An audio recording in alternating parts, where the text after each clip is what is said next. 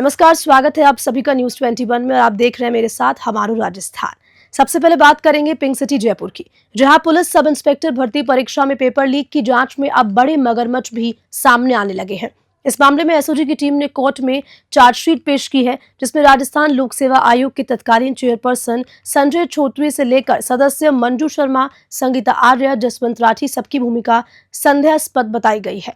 Police में sub inspector paper leak की जांच को लेकर अब तक एसओजी पर सवाल उठ रहे थे कि कितनी भी गिरफ्तारियां हुई हैं वे छोटे स्तर पर की गई।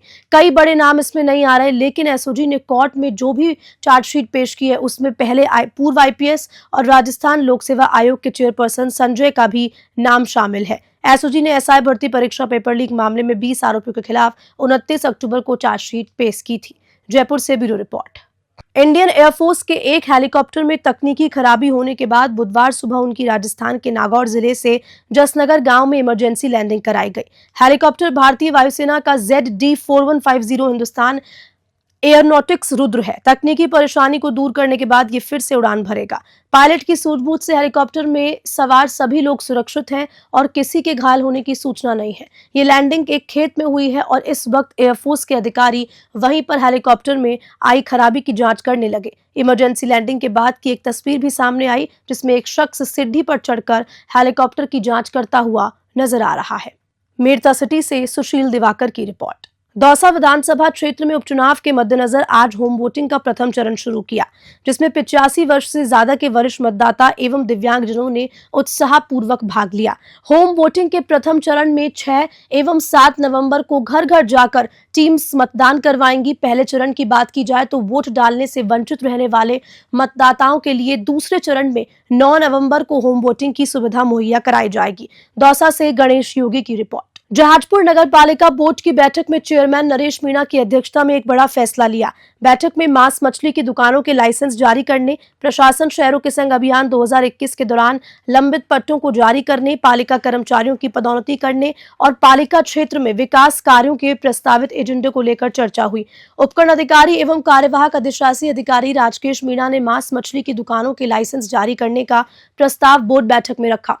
इस प्रस्ताव पर सर्वसम्मति से ये निर्णय लिया गया कि अब धार्मिक स्थलों और स्कूलों से 50 मीटर की दूरी पर मांस मछली के साथ साथ गुटखा, पान मसाला, तंबाकू दुकानें लगेंगी और दुकानों पर आमलेट और उबले हुए अंडे भी नहीं बिकेंगे। सब्जी मंडी के साथ साथ अब मांस मछली की मंडी भी स्थापित होगी। इस दौरान वाइस चेयरपर्सन राजीव कांटिया, पार्षद नजीर सरवरी, अनिल उपाध्याय तमाम लोग भी उपस्थित थे। जहाजपुर से ब्यूरो चीफ आजाद नेप की रिपोर्ट। श्री गंगानगर के पदमपुर रोड स्थित गुरुद्वारा धन धन बाबा दीप सिंह जी शहीद में जरूरतमंद परिवारों की 31 बेटियों का सामूहिक विवाह 10 नवंबर को कराया जाएगा। इस आयोजन की तैयारियां जोरों शोरों से चल रही है। धन धन बाबा दीप सिंह सेवा समिति के महामंत्री और गुरुद्वारे के मुख्य सेवादार तेजेंद्र पाल सिंह टिम्मा ने आज गुरुद्वारा में आयोजित प्रेस वार्ता सामूहिक विवाह के बारे में विस्तार से जानकारी दी।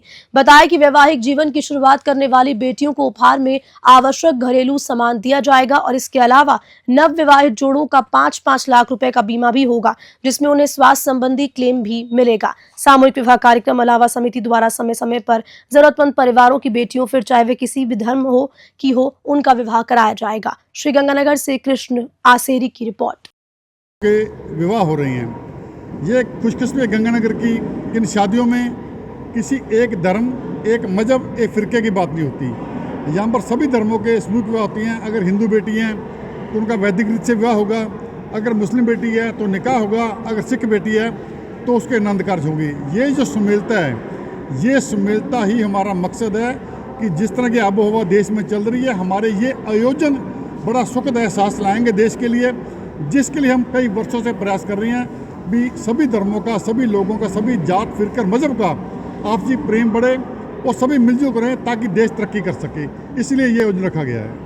खबर हनुमानगढ़ के रावतसर से है, जहां लकड़ी तस्करों के विरुद्ध वन विभाग की लगातार कार्रवाई करते हुए लकड़ियों से भरी हुई 2 पिकअप को जब्त किया। सीज की गई पिकअप से प्रतिबंधित प्रजातियों की लगभग 50 क्विंटल गूढ़ लकड़ियां बरामद की गई। क्षेत्रीय वन अधिकारी अनूप कुमार शर्मा ने बताया कि लकड़ी तस्कर राजस्थान से अवैध रूप से बिना टीपी प्रतिबंधित प्रजाति की लकड़ियां हरियाणा ले जा रहे थे। वन अपराध में लिप्त वाहन को सीज किया गया और वन अपराध में लिप्त मुलजिम के विरुद्ध राजस्थान वन अधिनियम 1953 की विभिन्न धाराओं में कार्रवाई प्रारंभ कर दी गई और अनुसंधान जारी है।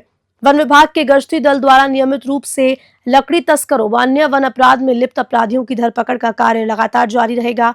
हनुमानगढ़ से विनोद चौधरी की रिपोर्ट। मुख्यमंत्री भजन लाल शर्मा के नेतृत्व में राजस्थान को एक विकसित राज्य बनाने के संकल्प के तहत गुलाबी नगरी यानी कि पिंक सिटी जयपुर में 9 से 11 दिसंबर तक rising Rajasthan global investment summit 2024 का आयोजन किया जाएगा। तो वहीं श्रीगंगानगर में जिला स्तरीय राइजिंग राजस्थान मीट का आयोजन 7 नवंबर को प्रातः 11 बजे फोर्ट रजवाड़ा में किया जाएगा। जिला कलेक्टर डॉक्टर मंजू ने बुधवार को कलेक्ट्रेट सभागार में आयोजित प्रेस वार्ता में बताया कि निवेश को लेकर उद्यमियों में काफी उत्साह देखा जा रहा है।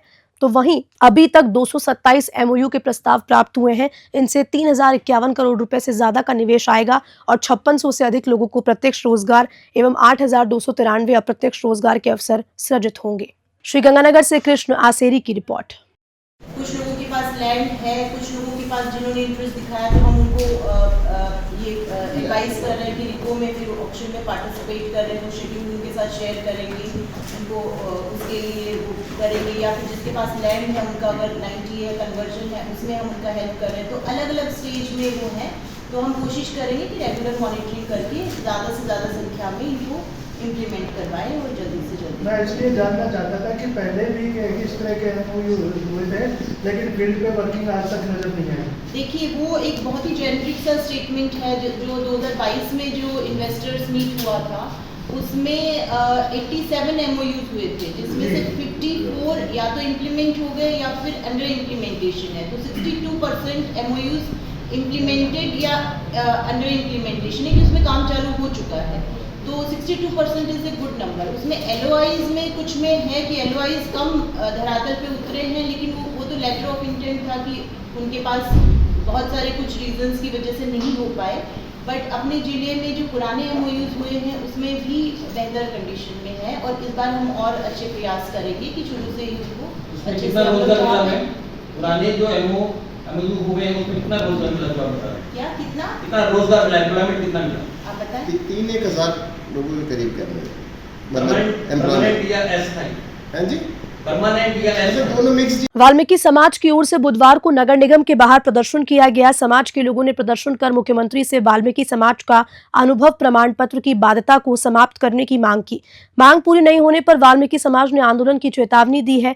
वाल्मीकि समाज के शहर अध्यक्ष राहुल चरनाल ने बताया कि हाल ही में सफाई कर्मचारी भर्ती में जो वाल्मीकि समाज से हैं, जिन्होंने जन्म से ही सफाई का कार्य किया या हर गली मोहल्ले को साफ सुथरा रखा है, उनसे किसी प्रकार का अनुभव उनके जाति प्रमाण पत्र ही अनुभव माना जाए। अजमेर से ब्यूरो रिपोर्ट। शिक्षा मंत्री मदन दिलावर ने कहा कि यदि राजस्थान के विद्यार्थियों का सबसे बड़ा कोई दुश्मन है तो वह कांग्रेस के प्रदेश अध्यक्ष डोटासरा है। उन्होंने बिना भवन और शिक्षकों के स्कूल खोल दिए हैं। दिलावर ने कहा डोटासरा जी आंखों पर पट्टी बांधकर घूम रहे हैं, उनको केवल वही दिखता है जो कहीं खाना है, कहाँ लूटना है, कैसे पेपर आउट करना है, एक पेपर के कितने नोट लेने हैं। दिलावर मंगलवार को दौसा के दौरे पर थे। इस दौरान पत्रकारों से बातचीत में उन्होंने कहा कि हमारी पीढ़ियां राम का नाम लेते हुए खप गई, लेकिन कांग्रेस ने तो भगवान राम के अस्तित्व को ही झुठला दिया है। कांग्रेस राम विरोधी पार्टी है। बीजेपी की केंद्र सरकार ने राम मंदिर बनाकर हिंदू गौरव को फिर से स्थापित किया। दौसा से ब्यूरो रिपोर्ट। राज्य की भजन लाल सरकार ने शिक्षा विभाग में एक और बड़ा बदलाव कर दिया। जी हां, इसके मुताबिक अब कक्षा 9 से 12वीं तक की सभी परीक्षाएं जिला स्तरीय न होकर प्रदेश स्तरीय होंगी। अब तक जिला समान परीक्षा व्यवस्था के तहत इन परीक्षाओं का पेपर मॉडरेशन जिला स्तर पर ही होता था। इसके बाद अब जिला स्तरीय समिति की अगुवाई में ही परीक्षाएं आयोजित होती रही हैं। नई व्यवस्था के तहत अब पेपर बीकानेर निदेशालय में जाएंगे, मॉडरेशन भी वहीं से होगा। पेपर छपाई, टेंडर आदि कार्य प्रदेश स्तर में होंगे, यानी कि पेपर आदि में जिलों की भूमिका खत्म कर दी गई। हालांकि परीक्षाएं जिला स्तर पर ही होंगी। व्यवस्था दिसंबर में अर्धवार्षिक परीक्षाओं से लागू होगी। माध्यमिक शिक्षा निदेशक आशीष मोदी ने 4 नवंबर को देर शाम ये आदेश जारी किए। उन्होंने अपने आदेश में कक्षा 9 से लेकर 12वीं तक की छात्रों की संख्या मांगी है। बीकानेर से ब्यूरो रिपोर्ट और इसी खबर के साथ बुलेटिन में इतना ही। नमस्कार।